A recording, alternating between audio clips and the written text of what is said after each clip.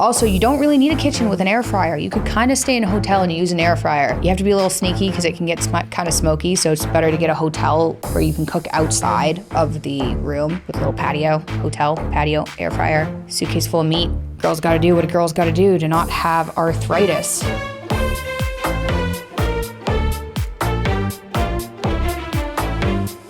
This episode is brought to you by Better Fed Beef, where I get my meat. Given I only eat meat and have only eaten beef or lamb or bison for the last 5 years, I should be one of the most knowledgeable sources of what beef to eat in the world. What percentage of the world has eaten more beef than me?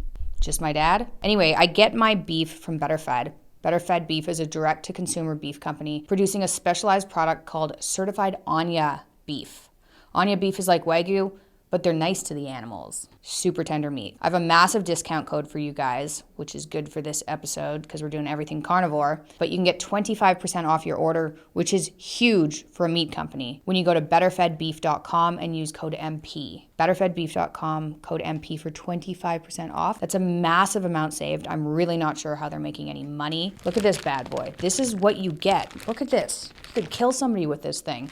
Anyway, I usually get tomahawks, ribs. Their bone marrow is so good. Strip loins are good. Ribeyes are good. They also have things like oxtail and liver. Check them out. Betterfedbeef.com, code MP for 25% off your order.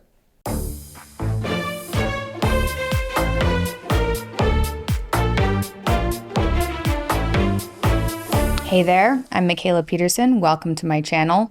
You guys may have noticed that I look slightly different. It's because I fixed the focal length on my cameras. Technically, my husband did, and now I look less like a fish. This is what I actually look like. Anyway, I'm coming up on 5 years on the lion diet. Can you believe that? 5 years of only eating beef, lamb, bison, salt and water with the occasional vodka/bourbon. I'll get into that later. As many of you guys know, I came across this diet out of desperation when I had come off of psychiatric medications trying to get my depression under control and my juvenile idiopathic arthritis that left me with a hip and ankle replacement at 17 under control because the medical system was not doing it for me. So I stopped taking all my medication after I went on the paleo diet when I was 23, very restrictive paleo diet, no nuts, dairy, eggs, very limited fruit, mostly meat and greens. That got rid of all my symptoms until I came off of psychiatric medications way too quickly. I cold turkey stopped taking antidepressants after being medicated from the age of 12 to 23. That was horrific. I didn't even know I was an antidepressant withdrawal for a number of years until my dad experienced the same thing. And that's what led me to the lion diet. And I've been on the lion diet since December 2017 to keep my autoimmune disorder under control, in remission. I do not take any medication and I have no arthritic symptoms, and to keep my psychiatric conditions in remission. Because I was extremely depressed. I had OCD symptoms, was diagnosed with bipolar, and I was on a lot of different medications, and I was absolutely miserable. And I'm medication free, I'm no longer an antidepressant withdrawal, and I attribute almost all of my success to the lion diet. So if people are interested in it, I have a ton of free information up at liondiet.com. I have recipes. You can kind of look into my blog to see how I got to where I am now. I have an FAQ, a very extensive FAQ on there to help people start the diet. I also have a couple of Facebook groups, Don't Eat That, for kind of elimination diets, health-minded people, and the lion diet for people who are specifically on this diet, who need a group of people who aren't going to judge them while they're doing all beef, all lamb, all bison, which can elicit some strange stares and remarks. Anyway, I'm going to do a Q&A because I thought, why not? It's been 5 years. Does the quality of meat affect your body? i.e., does it need to be grass-fed/organic? I do not eat grass-fed meat very often. I don't really like how it tastes compared to not grass-fed meat. What I don't eat is aged meat. Aged meat gives me digestive problems. If I eat aged meat, my stomach hurts almost 15 or 20 minutes after eating it. I've got a very sensitive digestion, but histamine intolerance is something that's fairly common on a carnivorous diet. And histamine intolerance is when you react basically to aged meat. That's a very simplified way, but that's how I'm going to describe it. So I eat lamb and bison, which are generally lower in histamine and aren't aged as long. And I eat beef from Better Fed, whom I love. That's mostly where I get my meat. And then White Oak Pastures has unaged beef, and so does Billy Doe. So if you start the carnivore diet and you're having like urgency issues or bloating after you eat meat, it could be because your body doesn't like aged meat. So I tell everyone to eat unaged meat, at least at the beginning. So lamb and bison, you're pretty much good at the grocery store, and beef, you have to go searching for it from the companies that I just mentioned. Everything electrolytes. How to move fully into lion, avoiding electrolyte imbalance / cramps. So when I started the diet, I just went to beef and salt and water, and I didn't know anything about electrolytes. I was trying to eliminate any variable that could be causing autoimmunity. And so I suffered fairly badly from electrolyte imbalances around month 5. I started waking up at night because my calf was cramping. And calf cramps, they hurt a lot. And I was too worried about introducing anything because of these massive autoimmune reactions I would have to food, or to even pills or medication, just anything, that I just dealt with it. Almost a year into the lion diet, I realized that sodium, potassium, magnesium levels, especially at the beginning of the diet, are super important. I found I needed a lot of sodium, about 1/3 potassium, and less magnesium than that. Some people need more potassium. You kind of have to play around with it. I would say just add salt at the beginning, a lot of salt to your diet, and then if the cramps come, start playing around by adding in potassium and adding in magnesium. And unfortunately, it's pretty different per person. I tried like 1/3 potassium. That's kind of what worked for me. So you can try that. But even without electrolytes, the muscle cramps and electrolyte imbalances do go away. You don't need these electrolytes forever, but at the beginning of the diet, it really, really, really does help. Do you ever crave sweets like fruit, mango, pineapples, and berries? No, I don't really get cravings anymore. I have managed to reintroduce wild fish. I don't eat wild fish very often because I seem to just be hungry after I eat it. But it's nice to be able to go out to a restaurant and order sashimi. I can eat a little bit of honey, so that's exciting. Have I managed to introduce anything else, like fruit? Absolutely not. I still get autoimmune symptoms if I introduce fruit. I get autoimmune symptoms if I eat chicken. Pork is even worse. I cannot tolerate pork at all. I have a worse reaction to pork than I do to some fruit. Like, I'd rather be eating apples than eating pork. How severe are your symptoms if you eat only a little outside of your all-meat diet? It's totally dependent on the food. If I had something containing gluten, very severe. If I have something containing soy, like I was on tour with Dad earlier this year, and we went out for lamb, and they cooked the lamb with olive oil, but the olive oil was like 70% soybean oil. Tons of restaurants cheap out, and they cut their olive oil with 70% soybean oil. It's disgusting. And they call it olive oil. You're still allowed to call it olive oil. Be careful of your olive oils, guy. Anyway, I had some of the lamb and I was like, oh, okay, this tastes a little weird, because you can taste everything if all you eat is meat for 5 years. You can, like, if there's a pepper flake on my lamb, like, that's pepper. I don't eat spice. I know what spice tastes like. Anyway, I had a pretty bad reaction to just a couple of lollipop pieces of lamb that had soybean oil on them, but I'm almost deathly allergic to soy, so that's not that surprising. I was sick for about a week. I cried the next day. I felt horrible. I had this overwhelming sense of doom, and it makes me weepy, and my joints hurt, and my skin broke out, and it lasted for about a week. Now, last week, I tried to reintroduce these sausages that are like fresh beef, fat, salt sausages. They were so good, but about 5 days into eating them, I started not to feel so good, and I realized they were smoked. So I can't do smoked meat at all.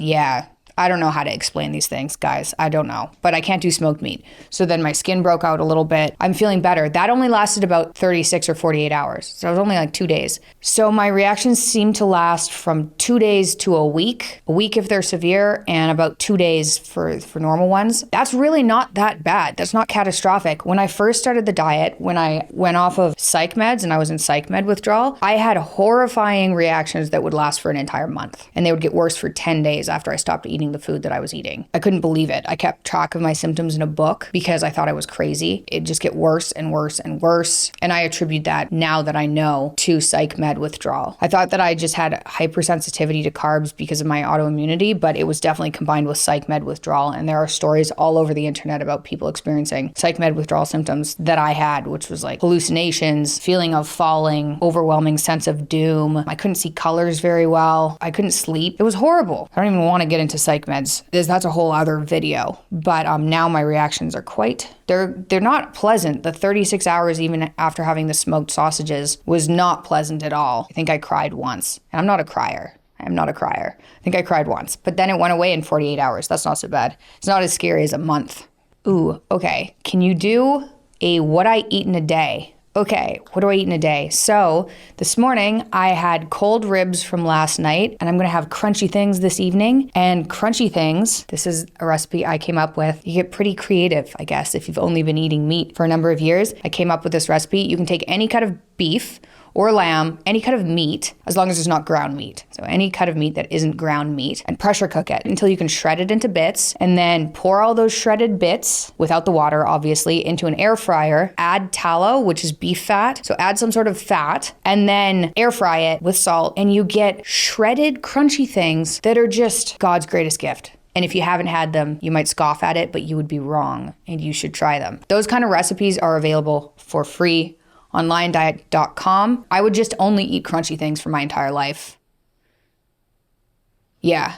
I also sometimes eat jerky. So I'd say the average day is either a steak around noon and another steak at around 5 p.m. or leftover ribs and crunchy things. A year ago, my average day looked like lamb sausage, and that's just lamb and salt. A lamb sausage in the morning, and then I just ate jerky for the rest of the day. So just a lamb sausage jerky diet. I love jerky. People are like, well, you just eat just beef for breakfast? Like either no breakfast or yes, or lamb. Dinner, beef or lamb. Lunch, beef or lamb. Sometimes bison is thrown in there. Sometimes I get wild and eat crunchy things, but it's all beef or lamb or salt. Jordan Peterson, my dad, his average day is like steak, strip loin steak, strip loin steak, strip loin steak. He's a lot too. He probably eats 3.5 or 4 pounds of meat a day. He's a beast. So just steaks. But I definitely recommend eating crunchy bits.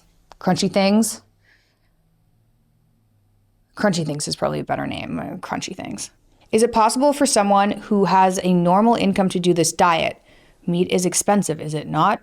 And what about travel? Okay, multi-part question. So it's totally possible to do this on a very low budget. It can be way cheaper than eating the standard American diet. What you want to do is you want to go to a butcher or go to your meat department and just buy the cheap cuts. Doesn't matter what they are. Buy the cheap cuts. You could survive off of tongue if you needed to. That's dirt cheap. And if you go to my handy website, liondiet.com, there is a recipe for crunchy things, and you can literally make the most garbage cuts into delicious crispy things by adding fat. So you can buy fat from a butcher. Fat is really cheap. They commonly cut fat off of cuts and throw it away. So make friends with a butcher, buy fat, buy the cheap cuts. You can do heart too. You can do organs. Like heart it's a muscle, and tongue is a muscle. So that's still muscle meat, basically. Get the cheap cuts, add fat, get a pressure cooker and an air fryer, and you're set, okay? And the pressure cooker and air fryer are an upfront expense at the beginning of the diet. They will save you so much time, and they'll make your food so good. It's really worth investing into them. But you don't have to have a bunch of money to do this diet. It can be very cheap, and it makes you healthier.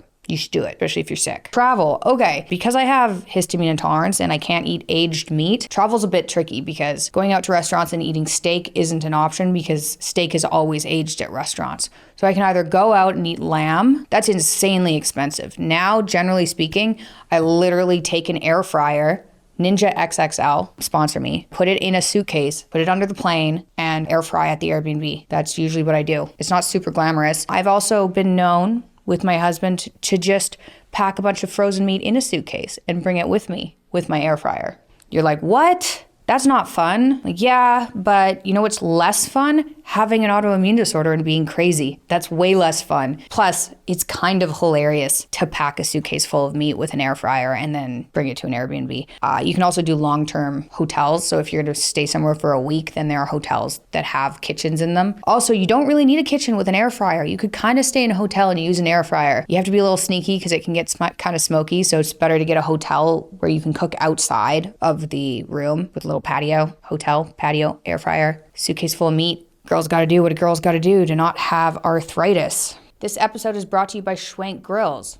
Appropriately chosen ads for a Carnivore episode, don't you think? Schwank Grills are the secret behind high-end steakhouse-style steaks. These grills use patented infrared technology to reach temperatures up to 1,500 degrees, allowing you to cook the perfectly seared steak. To put this in perspective, most grills only reach around 600 degrees, so if you're struggling to cook a good steak, that might be part of the problem. The high temperature of the Schwank grill makes a massive difference to the taste and tenderness of the steak and the crunchy outside, which is the best part. I just really want to eat the crunch on steaks. I can personally say this grill does a fantastic job with both crunchiness and tenderness. And I've tried a ton of different grills, like most grills out there. Tried everything. You get bored only eating meat, so you try everything.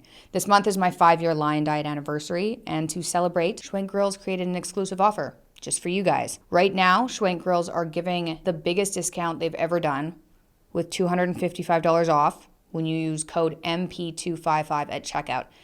I haven't seen a deal that good from Schwenk Grills. So if you've been considering buying one of these grills or getting someone a grill for Christmas, now is probably a good time. $255 off is a good deal. You can get that with code MP255 at schwenkgrills.com. Can you take supplements or do they activate your AI disease? I kind of like that, activate your AI disease. Can I take supplements? No. So I can take unflavored electrolytes, which is why I'm making a version for people that's just sodium, potassium, magnesium, and nothing else. And if I'm fasting or even intermittent fasting, that makes me feel better. There's one other thing I can take, barely. I've tried, I got COVID a couple of times, so this diet wasn't like, now I never get sick. I have a toddler, she gets me sick all the time. So I don't get deathly ill or anything, and COVID was fine. It was COVID, but I did get it 3 times. I traveled around a lot though. Anyway, I was in Tennessee last year. Okay, so we moved to Tennessee, and I've got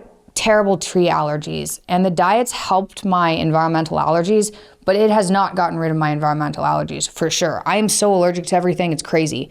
And I used to be so allergic to everything that I was dying. Now I'm just so allergic to everything. But in Tennessee, I was getting sick and I was getting bronchitis repeatedly. And I was like, what is happening? I feel like I'm a kid again, because that used to happen all the time when I was a kid. My daughter was getting bronchitis all the time. And it was because tree allergies in Tennessee were so severe, it brought back my asthma. So I tried to take zinc out of desperation. I was like, maybe zinc will stop me from getting sick. This is before I knew it was tree allergies exacerbating the asthma, giving me bronchitis whenever I got a cold. Even honey, I can't sleep if I take that at night. I can't take zinc. I can't really take vitamin C at night. The only things I can kind of take, I can take a little bit of vitamin C just for the sour flavor, just to get some flavor. That seems to be fine. I just don't take it at night. And then I take this when I drink. You're like, oh no, she drinks. How could she drink? So I don't drink very often. I used to drink way more when I was sick. I drank so much. I don't drink very often because the hangovers are just brutal when you don't have any carbs. And I get tired when I drink now. It used to energize me when I was sick, and now I just get tired. So I don't drink very often. But when I do drink, I drink vodka, I like Tito's or bourbon, and those are the only 2 hard alcohols that I'm aware of where they don't add extra ingredients after distilling. So gin, they add botanicals after distilling. Scotch, a lot of the time they add caramel coloring. They don't in bourbon. It's just distilled. Vodka, it's just distilled. Unless you're in Russia, and then they add sugar and botanicals like gin. Silver tequila, also no ingredients added after distillation. So those 3 alcohols, silver tequila, bourbon, and vodka, that isn't Russian, they don't give me any autoimmune symptoms. They just give me a severe hangover. And for those hangovers, I take a supplement called dihydromyricetin, which I'm also producing because I've been taking it for 10 years when I drink, way before I started dieting, which is why I know it works. I'll get into it a little bit. They did this, it's because I think it's funny. When I was 20, I was dying from a hangover and from being unbelievably ill. And I was like, how can it be 12? How can we not have a hangover cure? It's 2012. And so I started researching, and I found this herb called dihydromyricetin. And I looked at the study, and it was a study done on rats. So what they did to these poor rats is they just pumped them full of alcohol. So they had rats that were pumped full of alcohol, and then the rats that were pumped full of alcohol and dihydromyricetin, and they ran tests on them. So one of the tests was you drop them in water, and you see which one just gives up faster. So the rat that had alcohol and dihydromyricetin swam longer, significantly longer than the rat that was just drunk. They did another test where you just put the rats on their back and see which one flips over faster, and the rat with dihydromyricetin flipped over faster. And then the third test was they ran rats through a maze. So hungover rats will just kind of shiver in a corner instead of going to get the cheese or whatever the treat is in the maze. And rats given dihydromyricetin, so rather than being hungover, they were hungover with dihydromyricetin, they weren't as shivery and scared, and they went to get the treat faster. So I read that study and I was like, well, that sounds like me, when I'm hungover, shivering in a corner, I started trying to buy this dihydromyricetin, which was very difficult to find. And then I spent a couple of years figuring out what dose to take. Anyway, I've made it into a supplement called After Party, which is launching soon. So I do take that, but I only take it when I'm drinking. It helps break down acetaldehyde, which is the toxic byproduct of alcohol, and it works weekly on GABA. So part of what alcohol does is it desensitizes your GABA receptors. That's part of what it does, right? Floods your brain with some GABA, which makes you feel good. And then the next day you're kind of anxious because your receptors are a little desensitized. It works weekly on GABA. So it works in two ways. Helps you detoxify by breaking down acetaldehyde, and it works weekly on GABA. If you take it at a high enough dose, a lot of the supplements on the market are low dose and they just don't work. Anyway, that's coming out soon. So I do take that supplement, but that has nothing to do with my autoimmune disorder. That's just because occasionally I drink, and drinking is bad for you, so you probably shouldn't do it, which means you don't need the supplement. The only supplement I take that's actually for the diet is electrolytes, and I don't take them very often anymore, but I should have taken them more at the beginning of the diet. There. Whew, that was a long and drawn out answer. Have your periods improved in any way on the Lion diet? Were they bad before? So I always had like 8 days, about 8-day periods. Now it's hard to say because I was also taking birth control for, honestly, from like 14 to 23 when I stopped taking my medications. So I don't even know what a regular period would look like. I know that before I went on birth control, I had pretty bad cramping. I have absolutely no cramping now. So I would attribute that to diet, but it's also hard to say because I didn't actually stop taking birth control until I started going on paleo and things. And even paleo really improved my cycle.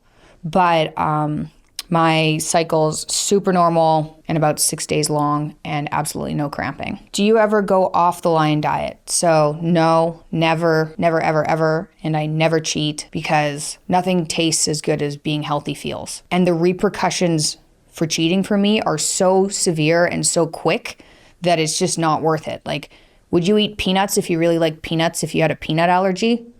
What if you really liked peanut butter? It's like asking that kind of questions. Like, well, what if you really like fruit? Yeah, but I get arthritis and my skin breaks out and then I cry all the time. No fruit tastes that good. What I am going to try right away, I've had a number of theories about this diet over the years. You can check the blog, but I went down the rabbit hole into everything. Ugh. Especially before I came to diet, I was looking at everything. And right now, my theory is that I have got extremely severe environmental allergies and I'm getting cross reactivity in plant food. And I think it kind of makes sense with pork too, because I'm pretty sure, let me just make sure that this is right. Yeah, crazy. Okay. So this actually seems like a good theory. And I know the owner of a pharmaceutical company who's good at this kind of stuff, and he said it makes sense. So I think from being born through a C-section and being put on antibiotics under the age of 6 months as a kid, I think that just spiked my immune system to react to absolutely everything. And I'm hoping and thinking that my environmental allergies are so severe, I'm reacting to plant food. And this lines up with my serious sensitivity to pork, which is like, why? Why would I have a reaction to pork? All I eat is like beef and lamb and bison. Why does pork give me arthritis? If you have a cat allergy, you can have a cross-reactivity to pork. I'm so allergic to cats, it makes me hate cats. I go into someone's house and I'm just like, ugh. Oh, and they smell weird. And I'm sure if I wasn't allergic to them, I wouldn't feel that way, maybe. But I think my environmental allergies are so severe, I'm getting cross-reactivity to plant proteins, pork proteins, and that's causing just systemic inflammation. And then there's this hypersensitivity reaction where you can have, if you have leaky gut, which can be caused, especially if you're gluten intolerant, your gut is very thin. You can have permeability issues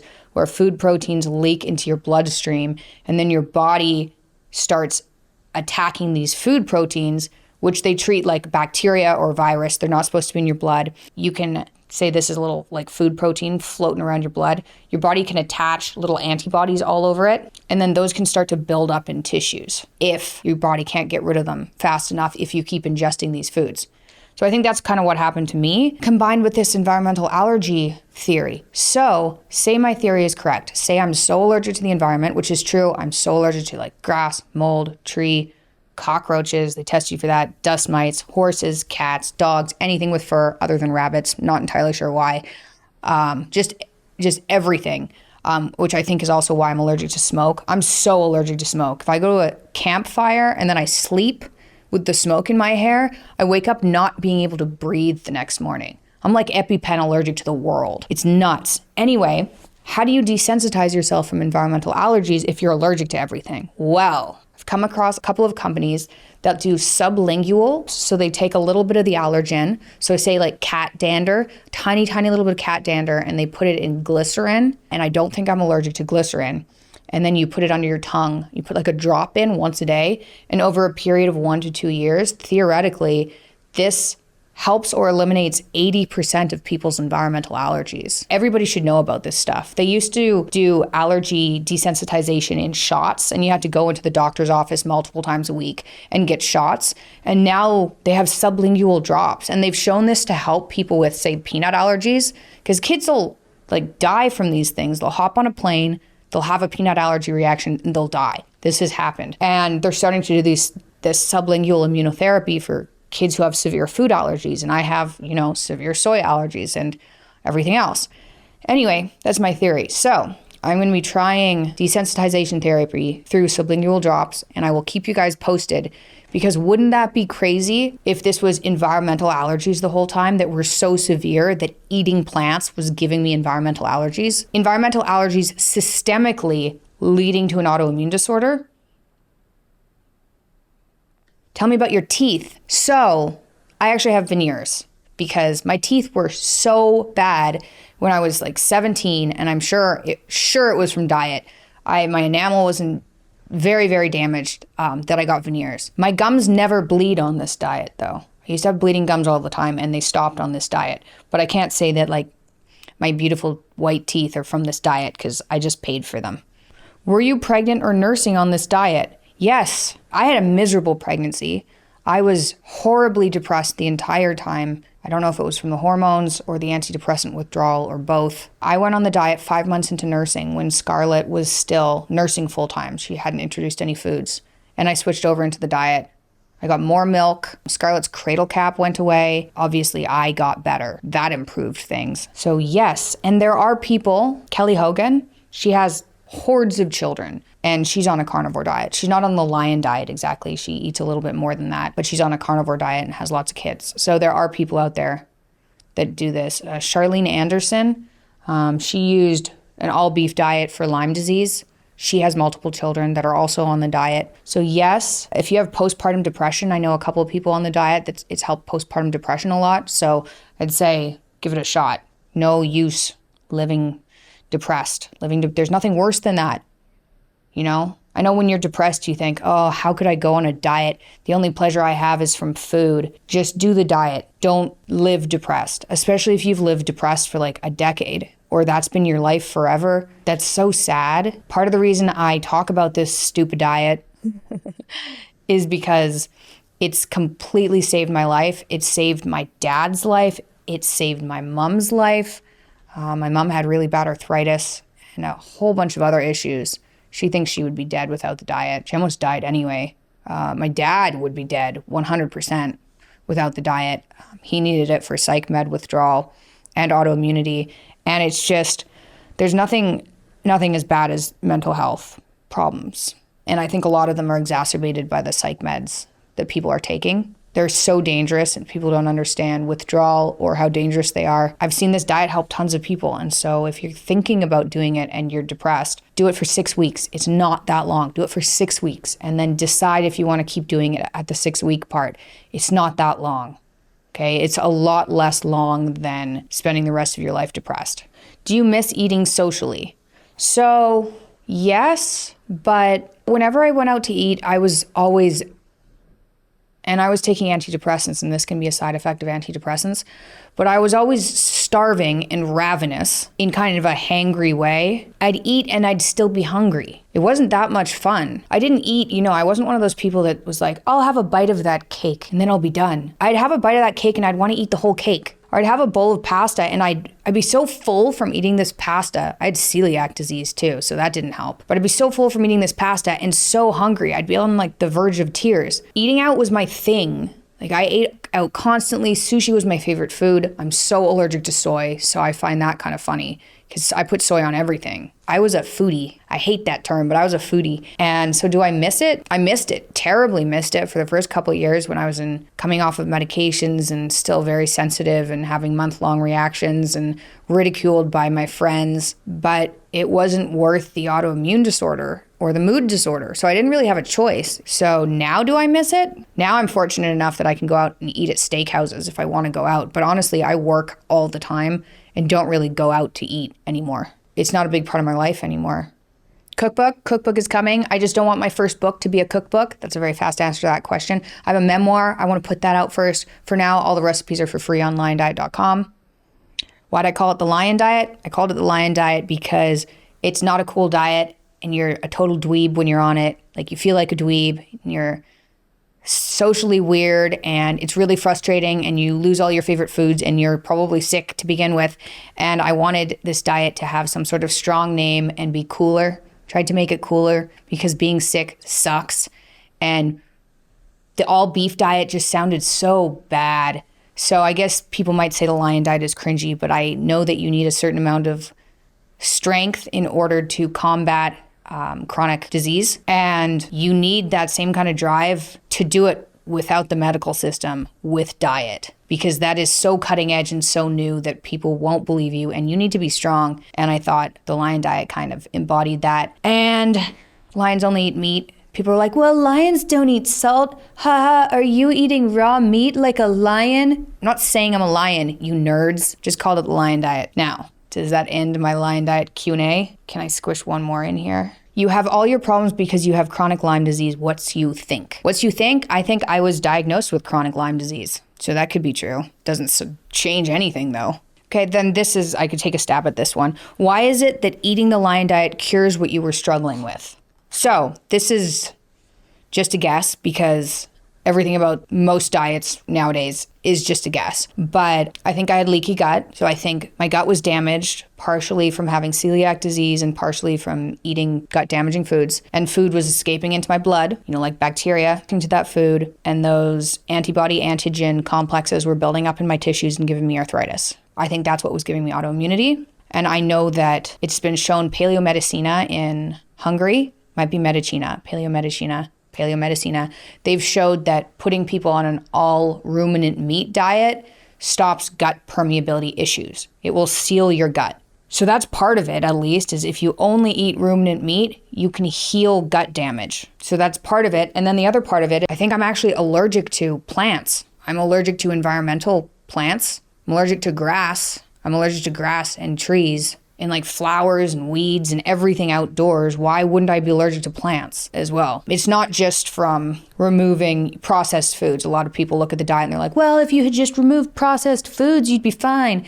And I did do that. I did that first because that's more obvious. I removed everything I thought I could be allergic to: nuts, eggs, dairy, all processed foods, grains, and went down to like meat and greens and fruit. I did that to begin with, and then I stopped taking antidepressants and I went off of all my medications and I got pregnant and that stopped working, okay? So then I went to meat and lettuce. I was just eating meat and lettuce and apple cider vinegar and olive oil, not olive oil cut with soybean oil, just pure olive oil. And that was giving me an autoimmune disorder. It wasn't until I dropped the literally lettuce, apple cider vinegar, olive oil, and went to the Lion Diet that my arthritis went away and my mood improved. So it's not from cutting processed foods, it's more than that. Anyway, I have theories about why it works, gut permeability issues. But I hope that if you're sick, you give it a shot. I've tried to put everything I can for free on liondiet.com. It's been 5 years and here I am